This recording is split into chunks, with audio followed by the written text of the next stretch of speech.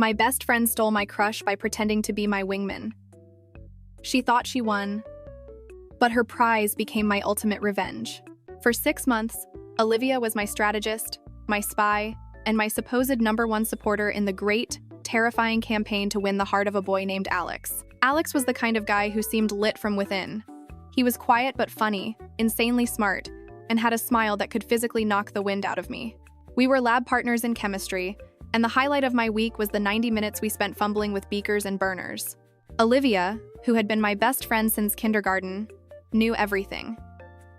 She knew how my stomach would drop when he walked into a room. She knew I rehearsed conversations in my head that I was always too shy to initiate. She'd say, nudging me in the ribs, "He totally likes you, Hannah. He's just intimidated. Don't worry, I'll handle it. Operation H&A is a go." Her handling it consisted of these little missions she'd run. She'd go over to his lunch table to casually ask a homework question and promise to bring me up in conversation.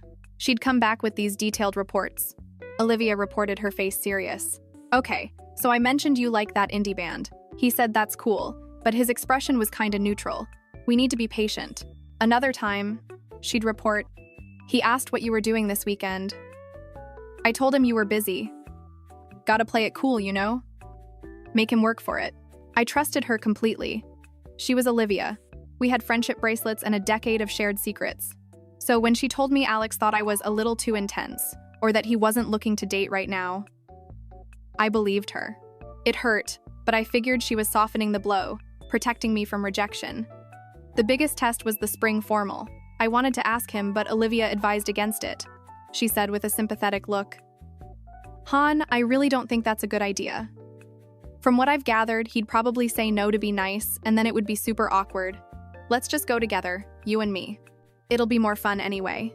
I agreed, deflated but grateful for her friendship. We went to the dance together. And that's where the first crack in my perfect, trusting world appeared. I saw her talking to him by the punch bowl. They were laughing. Not just a polite laugh, but a deep, head-thrown-back kind of laugh. When she came back to me, she was glowing. I asked, "What was that about?" She replied, waving her hand dismissively. "Oh, nothing. Just telling him how great you are and how he's missing out. He's so clueless." But for the rest of the night, I watched them. I saw him seek her out on the dance floor. I saw the way he looked at her. It was the way I had always dreamed he would look at me. A sick, cold feeling started to pool in my stomach. The truth came out 2 weeks later, not with a bang, but with a quiet, devastating little picture. It was on a mutual friend's Instagram story. A photo from a bonfire at the beach. And there, in the flickering light, were Olivia and Alex. His arm was around her, and she was leaning her head on his shoulder. They weren't just friends, it was undeniable. My breath hitched. I scrolled back through months of her texts, her reports, her advice. It all looked different now. Make him work for it wasn't about building intrigue for me. It was about clearing the field for her. Every piece of discouraging feedback, every suggestion to play it cool, had been a deliberate move to sabotage my confidence and keep me on the sidelines while she moved in. She hadn't been my wingman. She had been the enemy pilot, shooting me down from behind. I confronted her the next day at her locker. I didn't yell. I just showed her the picture on my phone. I asked, my voice barely a whisper, "What is this?" She didn't even have the decency to look guilty. She just sighed, as if I were a huge inconvenience. Olivia replied, "Look, it just happened, okay? We connected. I couldn't help it if he liked me more.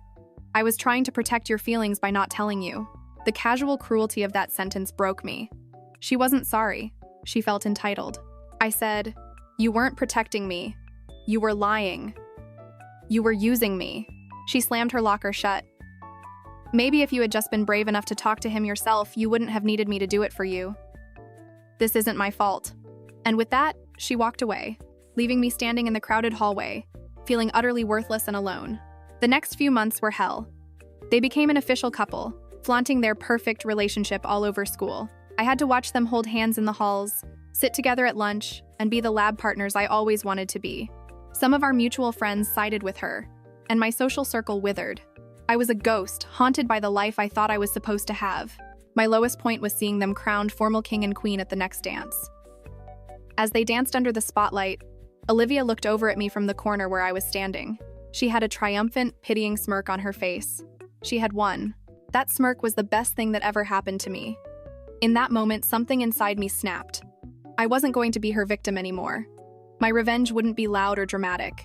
It would be quiet. It would be my own success. I stopped mourning and started working. I threw myself into my studies, particularly chemistry, the class I had once dreaded. I joined the Science Olympiad team. I spent my lunches in the library instead of hiding in the bathroom. I started making new friends, people who were drawn to my passion for science, not my proximity to a popular girl. I started to notice things about Alex I hadn't seen before. He wasn't a bad guy, but he was weak. He let Olivia dictate his friendships and his schedule. I realized the boy I had built up in my head wasn't the real person. The real person was just a prize my best friend had wanted to win. The end of the story came a year later, during college acceptance season. Olivia, who had always coasted on her popularity, was rejected from her dream school. Alex, who had let his own grades slip while dating her, got into a decent state university, but not the top-tier engineering program he'd wanted. As for me, I had poured all my pain and focus into my passion. I got a perfect score on my chemistry AP exam. I won a state-level science competition. And one day in April, a thick envelope arrived in the mail. It was an acceptance letter, with a full scholarship, to one of the most prestigious science and technology universities in the country, the very school Alex had dreamed of attending. On the last day of school, I was packing up my chemistry station when Alex walked up to me. They had broken up a week before, the perfect couple collapsing under the weight of their college rejections and mounting resentment. Alex said, looking at the floor. "Hey, Hannah, I heard about your scholarship. That's amazing. Congratulations." I just nodded, continuing to pack. "Thanks, Alex." He finally looked at me, and his eyes were filled with a dawning, painful regret. "You know," he said quietly, "Olivia told me back then that you weren't really interested in me. That you were just shy and she was trying to let me down easy for you." I stopped what I was doing and looked at him. For the first time, I felt nothing. No anger, no pain, not even pity. I replied with a small, calm smile. "Well, I guess we all believe what we want to believe, don't we?" I picked up my backpack and walked out, leaving him standing there with the full weight of what he had lost. I saw Olivia across the hall watching us, her face a mask of bitter jealousy. She had won the battle for the high school boy, but I had won the war for my own future. And that was a victory that would last a lifetime.